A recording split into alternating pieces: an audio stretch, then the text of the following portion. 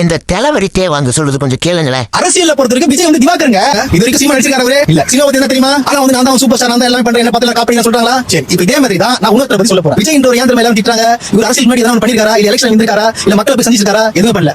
அடே தரங்கட்ட தற்கூரி தளபதி விஜய் அவர்கள் சினிமாவில் இருக்கும்போது மக்களுக்கு எதுவுமே பண்ணலையா? ரொட்டி பால் திட்டு எத்தனை வருஷமா அவங்க பண்ணிட்டு இருக்காங்க தெரியுமா? ரத்த தான முகாம், விலையில்லா மருந்தகம், குழந்தைங்க படிக்கிறது புக்கு, அதுவும் இல்லாம ஒரு ஸ்கூலே ஓபன் பண்ணி வச்சிருக்காரா பனையூர்ல. இதுவும் இல்லாம எவ்வளவோ விஷயங்கள் பண்ணிட்டு இருக்காங்க விஜய் ரசிகர்கள். அதெல்லாம் உனக்கு தெரியுமாடா? உன்னை பத்தி எனக்கு நல்லா தெரியும்டா, நான் பாத்துருக்கேன்டா. டே எங்கடா ரிவ்யூ கேட்பாங்க, நம்ம போய் நெகட்டிவா சொல்லலாம். முன்னாடியே சொல்லி வச்சிருவானுங்க. இவன் வந்து ரோஸ் பிரதர்ஸ் இருக்கானுங்கல்ல, தரங்கட்ட தற்கூரிக, நாளைக்கு இந்த டைம் நான் வந்துடுவேன், நீங்க நன்றி விடுங்க, நான் பேசுவேன் சொல்லி பேமெண்ட் வாங்கிடுவானுங்க. டிவிகே பேசி டிஎம்கே கிட்ட பேமெண்ட் வாங்கிட்டு இருக்கானுங்க இந்த எச்சக் கலைஞர். எங்க இல்லைன்னு சொல்லுங்க பாக்கலாம்.